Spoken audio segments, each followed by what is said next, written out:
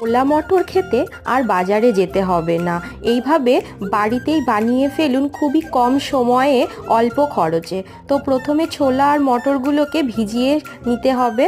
এবার দেখো একটা সেদ্ধ করা আলু টুকরো টুকরো করে কেটে নিলাম, আর কিছুটা শসা কুচি, তার সঙ্গে নিলাম পেঁয়াজ কুচি, এবার নিলাম টমেটো কুচি, তারপরে নিলাম লঙ্কা কুচি, তারপরে নিলাম ধনে পাতা কুচি।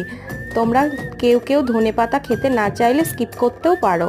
তো সমস্ত কিছু দিয়ে এবার দিয়ে দিচ্ছি ওপর থেকে সর্ষের তেল, এবার দিয়ে দেব স্বাদ মতন লবণ, আর দিয়ে দেব কিছুটা চাট মশলা। এবার ওপর থেকে ছড়িয়ে দেব পাতিলেবুর রস। তোমরা এর মধ্যে কিন্তু ভুজিয়াও দিতে পারো, বাট এটা আমি স্কিপ করেছি। এবার এটাকে ভালোভাবে মাখিয়ে নিতে হবে।